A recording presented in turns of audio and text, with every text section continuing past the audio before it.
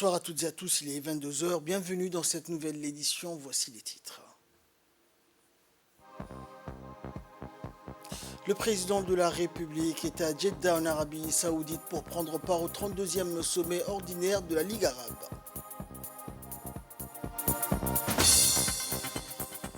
Les clôtures d'un séminaire de sensibilisation sur l'importance de l'infrastructure nationale de la qualité. Et en Italie, le bilan des victimes des inondations continue d'augmenter. Voilà pour les titres, bonsoir à tous. Le président de la République, Ismaël Omar Guelleh, est arrivé ce vendredi après-midi au Royaume d'Arabie Saoudite pour prendre part aux travaux du 32e sommet ordinaire de la Ligue des États arabes qui a ouvert ses portes cet après-midi à Jeddah. Plusieurs sujets fondamentaux vont être au cœur des discussions de ce sommet, parmi lesquels le retour au sein de l'organisation de la Syrie qui a été suspendue en 2011 à la foulée d'affrontements ayant conduit ce pays à la guerre civile. Ce sommet de la Ligue des États arabes aura pour objectif d'élaborer un état des lieux général de la situation de ces nations membres sous le coup des difficultés chroniques, la problématique palestinienne, la crise au Soudan, l'évolution de la situation au Yémen, ainsi que les enjeux politiques et institutionnels auxquels fait face le pays arabe qui est en proie à des difficultés économiques seront entre autres évoqués au cours de ce sommet. Le sommet à Jeddah a servi donc en vue de discuter des différentes questions d'intérêt commun.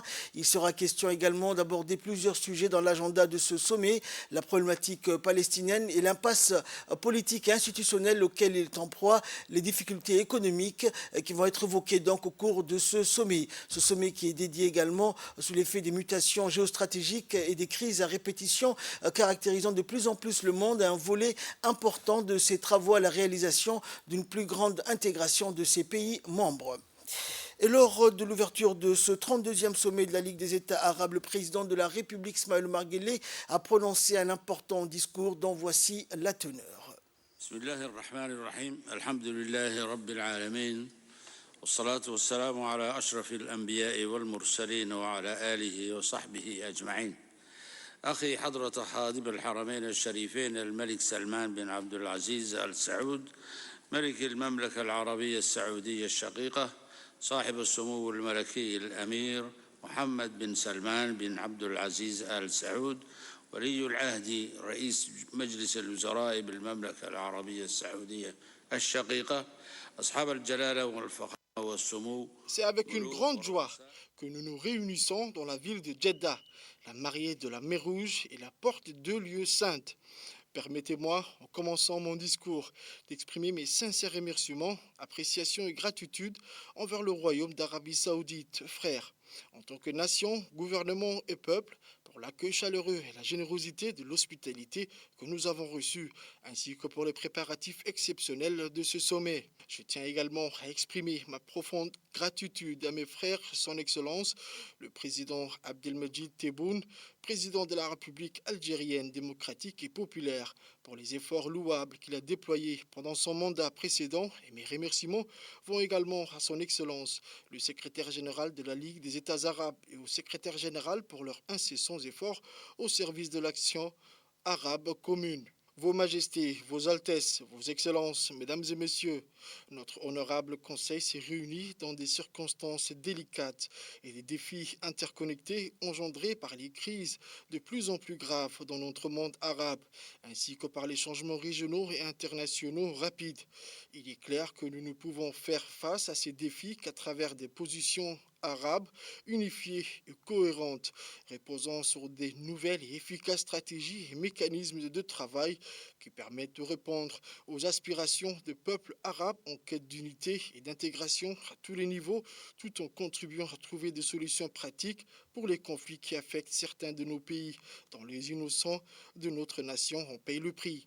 Vos Majestés, Excellences et Altesses, nous exprimons notre gratitude pour votre soutien indéfectible et votre engagement en faveur des causes justes de notre nation, en particulier la question palestinienne qui traverse des circonstances extrêmement difficiles en raison de l'acharnement de l'occupation israélienne à persécuter le peuple palestinien, frère, dans des conditions particulièrement éprouvantes.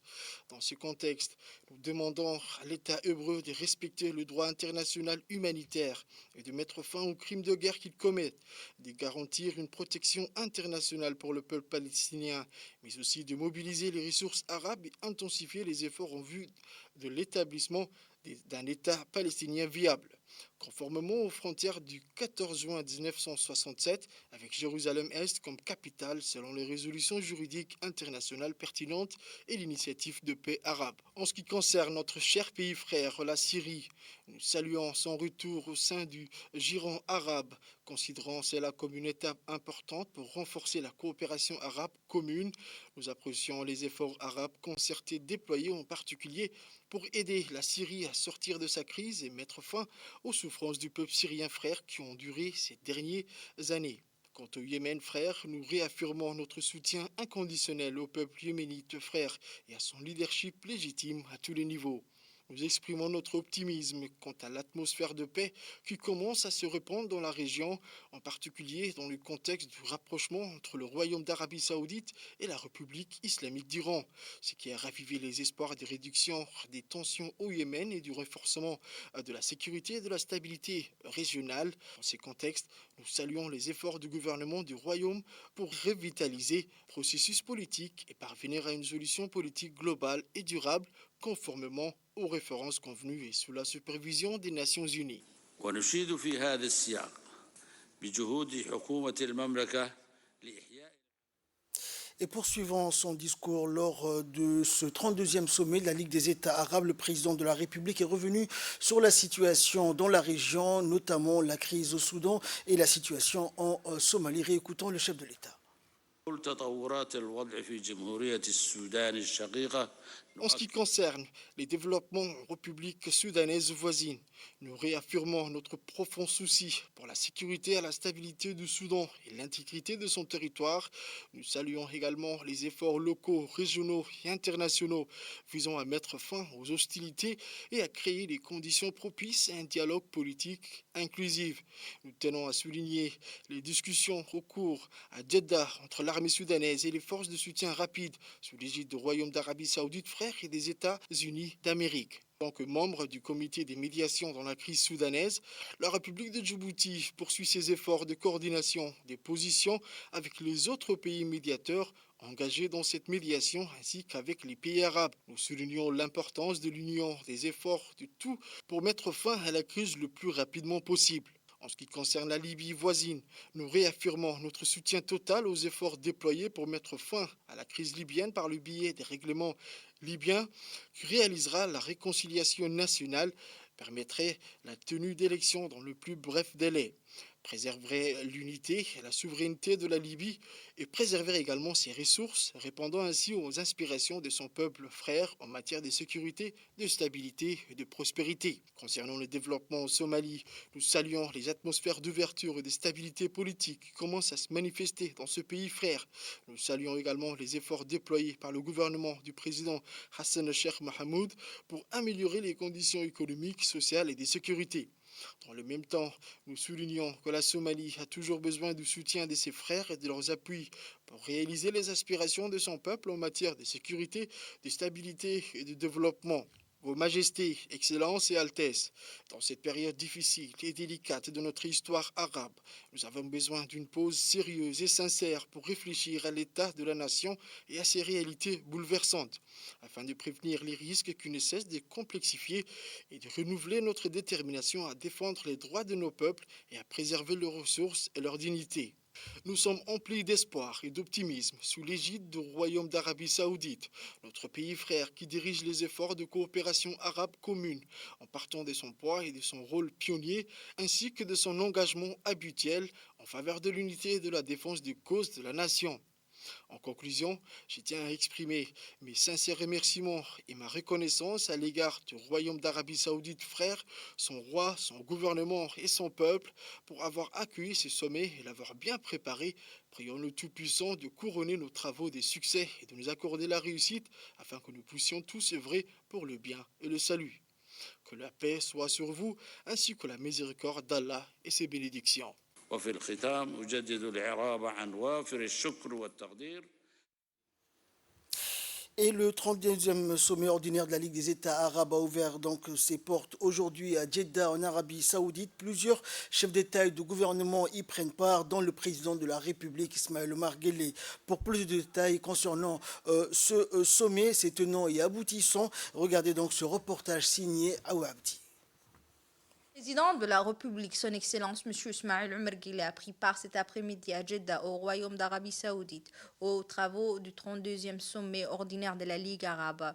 À son arrivée à l'hôtel Ritz-Carlton qui a abrité le sommet de Pan-Arabe, le président a été accueilli chaleureusement par le prince héritier, son Altesse Mohammed Ben Salman. Le chef de l'État était à la tête d'une forte délégation, notamment le ministre des Affaires étrangères et de la coopération internationale, M. Mahmoud Ali Youssouf, ainsi que l'ambassadeur de la République de Djibouti en Égypte et représentant permanent de la Ligue arabe, M. Ahmed Ali Barre, et l'ambassadeur de la République de Djibouti auprès du Royaume d'Arabie Saoudite, M. Diaïdine Saïd Bamakhrama. Plusieurs questions vont être abordées au cours de ce sommet, parmi lesquels les défis auxquels sont confrontés les pays arabes, notamment la crise économique mondiale engendrée par la guerre russo-ukrainienne, le retour de la Syrie à la Ligue arabe et la guerre qui a éclaté entre les différentes factions militaires du Soudan. Le retour de la Syrie à la Ligue arabe suscite à la fois des enjeux politiques, économiques et des stabilités régionales pour le pays membre de l'organisation. Rappelons que la Syrie a été suspendue de l'organisation en raison de la guerre civile qui a éclaté dans ce pays. Convié à participer aujourd'hui au 32e sommet des pays de la Ligue arabe en Arabie Saoudite, le retour du président syrien Bachar el-Assad va contribuer également à l'instauration de la paix et de la stabilité en Syrie dans cette partie du monde. La réintégration de la Syrie à la Ligue arabe permettra de rétablir les liens et de lever tous les obstacles politiques de ce pays qui a connu plus d'une décennie de guerre et qui a causé plus de 500 morts et des milliers de déplacés syriens dans le monde. Cette initiative permettra aux Pan-Arabes de venir en aide aux milliers de Syriens qui ont fui la guerre et de participer à la reconstruction de la Syrie. Le conflit au Soudan, qui a éclaté entre les forces de l'armée soudanaise et les forces de l'intervention rapide, ainsi que les conséquences de cette guerre seront entre autres un autre volet des discussions qui seront abordées au cours de ce sommet aujourd'hui. Rappelons que l'affrontement entre les différentes factions militaires a causé des milliers de morts et plusieurs milliers de déplacés, causant également d'importants dégâts matériels et de biens au Soudan. À l'issue de plusieurs jours de discussions et de négociations en Arabie Saoudite, les représentants de l'armée soudanaise et des paramilitaires des forces de soutien rapide ont signé un accord visant à protéger les civils et à faciliter l'acheminement de l'aide humanitaire. Grâce à sa position géostratégique, la République de Djibouti, connue pour sa stabilité et son rôle crucial dans le processus de paix, a servi de plateforme de rapatriement de ressortissants étrangers du Soudan. En effet, de nombreux pays, notamment européens, ont choisi Djibouti pour faire décoller et atterrir leurs avions destinés à rapatrier les ressortissants coincés au Soudan. Les autorités djiboutiennes n'ont ménagé aucun effort. Ils ont mobilisé des moyens importants pour accueillir des milliers d'étrangers originaires de la France, de la Grande-Bretagne, des États-Unis, du Japon ou encore d'Italie.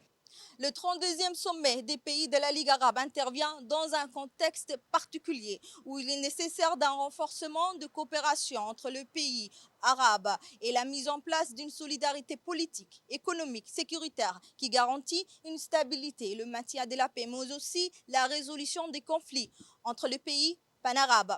Aouabdi Jeddah, Royaume de l'Arabie Saoudite. Dans l'actualité également, l'ambassade de la République du Rwanda accréditée à Djibouti avec résidence à Addis Abeba en collaboration avec le gouvernement djiboutien a commémoré pour la 29e fois le génocide de 1994 perpétré contre les Tutsis au Rwanda.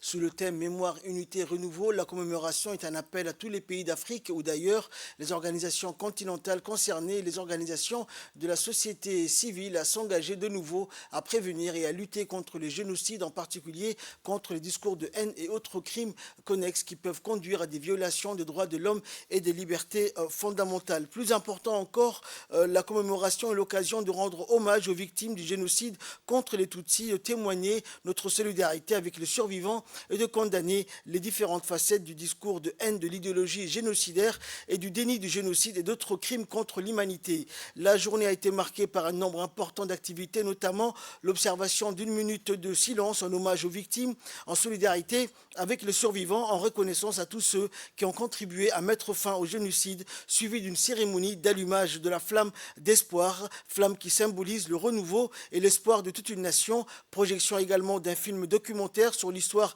du génocide de 1994 contre les Tutsis au Rwanda et un témoignage vidéo de Lydia Umererwa, survivante du génocide, qui de façon bouleversante raconte son histoire et partage sa persévérance et sa détermination.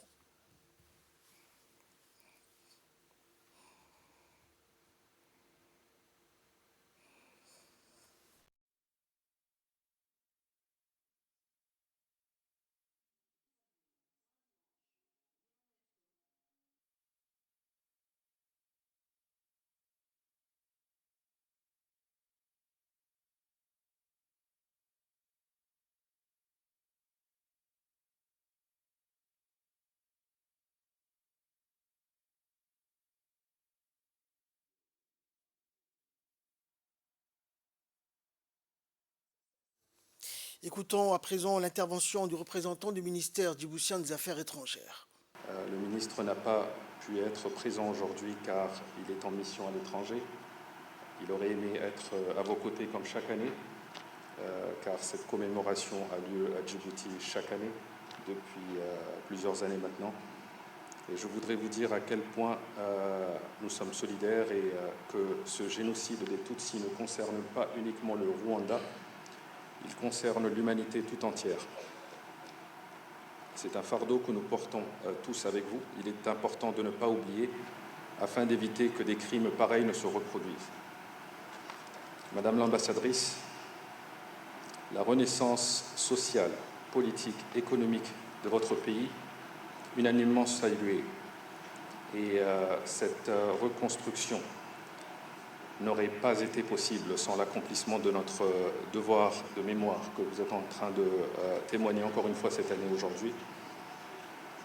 Je voudrais aussi souligner le processus de justice, de vérité et de réconciliation qui ne s'est pas concentré sur une sorte de vengeance, mais a permis de jeter les bases d'une société tolérante et orientée vers le progrès. Ce chemin extraordinaire a pu être parcouru par votre beau pays en presque 3 décennies. Le parcours du Rwanda depuis 1994 est porteur d'espoir pour toute l'Afrique. En effet, en 29 ans, le pays a bâti une image de concorde nationale et cohésion sociale sous le leadership éclairé de votre président Paul Kagame. Et je voudrais encore une fois, sans trop m'attarder, rappeler que nos deux pays se sont engagés à renforcer nos relations d'amitié et de partenariat dans plusieurs secteurs clés. Et cela s'est matérialisé ces dernières semaines par la visite d'une importante délégation et par la signature de plusieurs documents dans plusieurs domaines.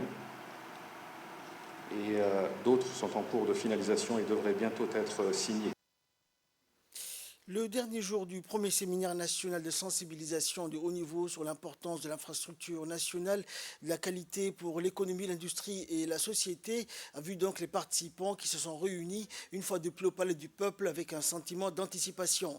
C'est sous l'égide du ministre du Commerce et du Tourisme, Mohamed Ouarsama, que la journée donc promettait d'être une culmination mémorable, de discussions éclairantes et du partage de connaissances qui avait eu lieu tout au long du séminaire. Les participants représentant divers secteurs ont donc mené à bien, donc ont pris place avec enthousiasme dans la salle de conférence, et le ministre est monté donc sur scène s'adressant au public avec enthousiasme et gratitude pour leur participation active tout au long du séminaire. Il a réitéré le rôle crucial donc, de ce genre de séminaire dans la stimulation de la croissance économique, la promotion du développement industriel et la garantie de la protection des consommateurs.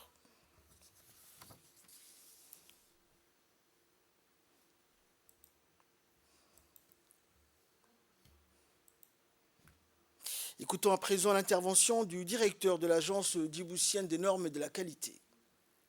Je vous remercie personnellement d'avoir participé à ces 3 jours de discussion intense qui devraient nous permettre de mettre les bases de notre politique nationale d'infrastructure qualité afin d'améliorer notre système productif, afin d'améliorer et de sécuriser le produit consommé à Djibouti, afin d'améliorer les procédures de contrôle de la conformité, afin d'améliorer l'établissement des normes et des procédures régaliennes et de qui devra contrôler, afin de mettre en place une politique de la promotion de la qualité au sein du secteur privé, mais que le consommateur final, auquel on est tous censés travailler pour lui, devra bénéficier de cette politique.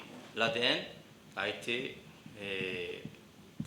mise en place, créée il y a moins d'1 an, et nous nous attelons depuis cette création afin de mettre en place une éventuelle base pour la qualité. Et un de ces résultats est aujourd'hui à ce que nous participons tous à cette réunion. Nous sommes conscients que mettre en place une politique nationale de la qualité n'est pas un truc qui devrait se faire de manière isolée. Nous sommes conscients que nous avons besoin de vous, nous avons besoin des différents départements ministériels, du consommateur, du secteur privé, afin que le résultat soit bénéfique et optimal pour nous tous. Et de son côté, le ministre du Commerce et du Tourisme s'est réjoui de la tenue de ce séminaire. Inscrit, comme vous le savez, dans le cadre du développement de la politique commerciale du pays, mais notamment de la politique de normalisation, d'accréditation et de certification. Ces 3 jours ont été riches en débats et de discussions constructives. Je suis persuadé que les connaissances acquises permettront d'impulser à l'élaboration de notre politique nationale de la qualité. Et lors de l'ouverture de ce séminaire, on a parlé des défis et de l'opportunité qui est le développement de notre infrastructure de qualité. Aujourd'hui, je suis encore plus convaincu que cette tâche, bien qu'énorme, est parfaitement à notre portée. Nous avons la chance unique de modeler notre infrastructure de qualité à partir d'une feuille de route claire, inspirée de meilleures pratiques internationales et alignée sur le directive du COMESA et de l'Union africaine. La mise en place d'une infrastructure de qualité est l'une des prérogatives du traité du COMESA dans son chapitre 15. Il est donc crucial que nous continuerons à travailler ensemble pour garantir que notre politique nationale de la qualité soit alignée sur cette directive.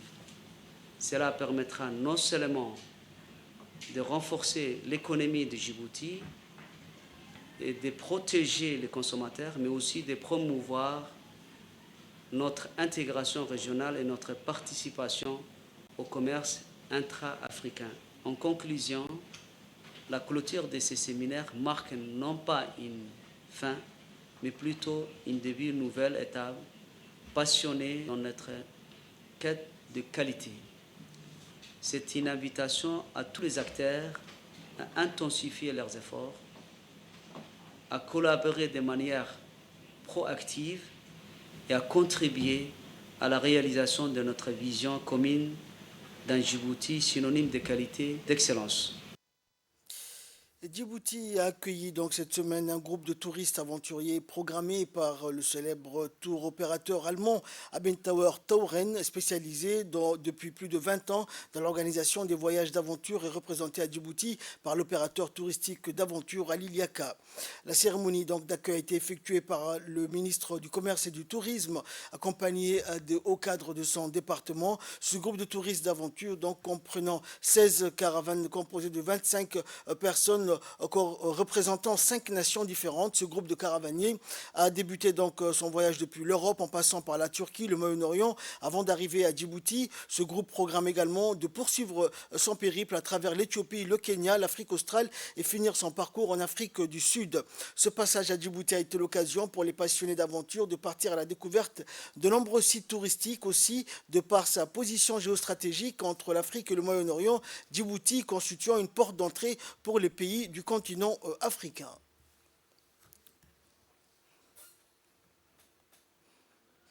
La salle de réunion de la Chambre de commerce de Djibouti a abrité le lancement officiel de la nouvelle plateforme numérique, le portail électronique des marchés publics, une initiative qui va accompagner la révolution digitale et bénéficier de nouvelles opportunités qui sont offertes par les technologies de l'information et de la communication afin de les appliquer dans le domaine des marchés publics.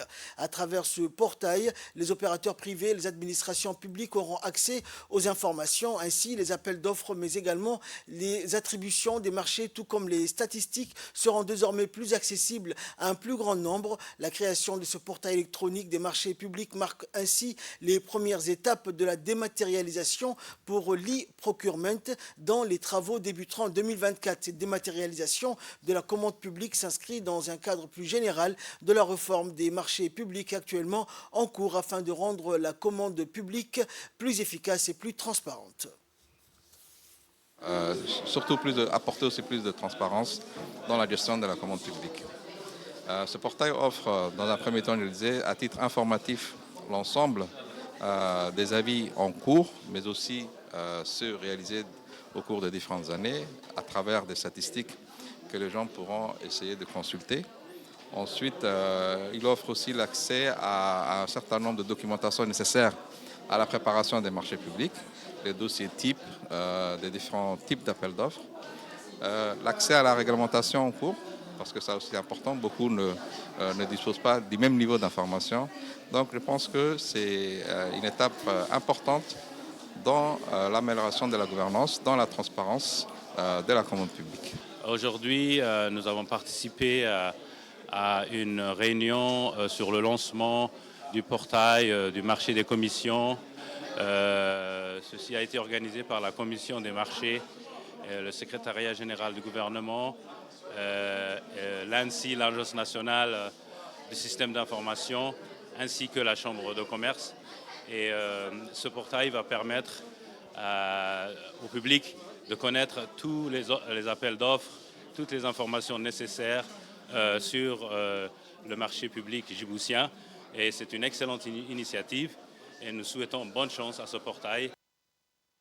À présent, l'intervention lors de cette réunion du président de la Chambre de commerce de Djibouti. Nous savons tous que les marchés publics sont un moteur économique important, offrant des opportunités commerciales pour les entreprises et contribuant à la création d'emplois et à la croissance économique du pays. Dans ce contexte, une communication efficace est primordiale pour garantir que l'équité, la transparence des processus d'attribution des marchés, et ce pour les acteurs, pour tous les acteurs, qu'ils soient du secteur public ou du privé, soit assurée. La création d'un portail de marché public représente donc une opportunité unique pour centraliser, partager des informations clés avec les parties prenantes. Les entreprises peuvent donc être informées de manière claire et précise sur les appels d'offres, les avis d'attribution, les réglementations en vigueur et bien plus encore. Ce type de dispositif permet un échange ouvert avec l'acheteur public et les entreprises, évitant ainsi l'asymétrie de l'information, et il constituerait un outil devant contribuer à l'accès équitable aux opportunités. Cet outil, de par les échanges qu'il engendrera, favorisera sans doute la confiance, permettra aux entreprises de comprendre les modalités d'amélioration de leur offre à venir, tout en maintenant l'intégrité du processus d'adjudication. En effet, en connaissant les besoins et les projets futurs du gouvernement et des entités publiques, les entreprises pourront ajuster leur stratégie commerciale en vue de répondre aux demandes. Et le secrétaire général du gouvernement qui était présent donc lors de cette rencontre s'est également exprimé. Nous l'écoutons. Le numérique fait désormais partie de notre quotidien et il a envahi l'espace public et même l'espace privé. Et il nous fallait donc accompagner donc cette révolution et bénéficier des nouvelles opportunités qui nous sont ouvertes par les technologies de l'information et de la communication afin de les appliquer dans le domaine des marchés publics et ainsi procéder étape par étape à la mise en œuvre de la dématérialisation de la commande publique. Cette dématérialisation de la commande publique, elle s'inscrit dans un cadre qui est beaucoup plus général, qui est un cadre de la réforme des marchés publics, qui est actuellement en cours afin de rendre la commande publique plus efficace, mais aussi plus transparente. Elle permettra donc de lever l'opacité qui fait souvent l'objet de substitutions et de doutes aux yeux des usagers et des acteurs privés dans les différentes étapes de la procédure de passation. Cette démarche, elle répond également aux soucis et à l'impératif d'un partage de l'information, d'une fluidité dans l'information, d'une accessibilité dans l'information et bien entendu de la reddition de nos comptes. Nous avons déjà réalisé dans ce sens une avancée considérable en Afrique, mais aussi par rapport à d'autres pays dans le monde, en publiant pour la première fois et dans son intégralité en 2022 le rapport d'activité de 2021 de la Commission nationale des marchés publics, qui a été publié donc dans le journal officiel de la République de Djibouti, et le rapport 2022 qui a également été soumis récemment en Conseil des ministres et qui est également publié dans le journal officiel de la République de Djibouti, ainsi que sur le site de la Présidence de la République, mais qui sera aussi disponible maintenant à travers cette plateforme. À travers ce portail, donc, les opérateurs privés, les administrations publiques, mais aussi donc, le monde universitaire et les chercheurs, que trop souvent on oublie, auront accès à une information qui souvent est restée inaccessible ou réservée à un cercle trop restreint. Ainsi, les appels d'offres, les attributions des marchés, les statistiques seront désormais plus accessibles et à un plus grand nombre. La création de ce portail électronique des marchés publics marque ainsi les premières étapes de la dématérialisation pour demain arriver à un e-procurement dont les travaux débuteront en 2024. Je suis convaincu que cette nouvelle plateforme numérique marquera donc une étape importante dans l'amélioration des pratiques des marchés publics et j'espère bien entendu qu'elle profitera à l'ensemble des acteurs impliqués. Et le président de l'autorité des ports et des zones franches de Djibouti, Aboubakar Omar Hadi, a eu le plaisir d'accueillir donc aujourd'hui la délégation de l'Union africaine et de l'Organisation des Nations Unies pour le développement industriel. Les discussions ont porté sur l'industrialisation inclusive et durable de l'Afrique et la transformation productive qui accéléreront le rythme de transformation du continent à forte importation et à risque plus élevé de choc externe vers un continent à forte intensité d'exportation et de compétitivité mondiale. Dans cette optique, l'Afrique procédera alors à un changement significatif dans la réduction de la pauvreté en créant des emplois décents pour sa population, en particulier pour les femmes et les jeunes, en augmentant les perspectives de création de richesses, promouvoir l'investissement dans la zone de libre-échange de Djibouti dans le domaine industriel et le partage d'informations et d'expériences sur le développement des infrastructures de Djibouti et des énergies renouvelables. À l'issue de cette réunion, le président Hadi a été invité donc à participer au forum sur l'énergie à Vienne afin d'échanger les expériences sur la réalisation des énergies renouvelables au parc éolien du Gou qui favorisera l'industrialisation donc avec de l'énergie à moindre coût dans les zones franches de Djibouti. En nouvelles du monde, à présent, en Italie, le bilan des victimes des inondations continue d'augmenter. Le nord-est de l'Italie, frappé par des inondations mortelles, au moins 13 morts, des milliers de personnes évacuées. Les dégâts se chiffrent en milliards d'euros. Pour le ministre de la Protection civile, c'est le signe de la tropicalisation du climat en Émilie-Romagne. En quelques heures, il est tombé sur la région l'équivalent de 6 mois de précipitations. L'Italie n'avait connu de telles inondations depuis un siècle. 5000 exploitations agricoles sont sous les eaux et des dizaines de milliers d'hectares sont inondés. Paradoxalement, les trompes d'eau ne devraient pas permettre de résorber le déficit hydrique causé notamment par la raréfaction de la neige en montagne. C'est ainsi que prend fin cette édition. Merci à vous de nous avoir suivis.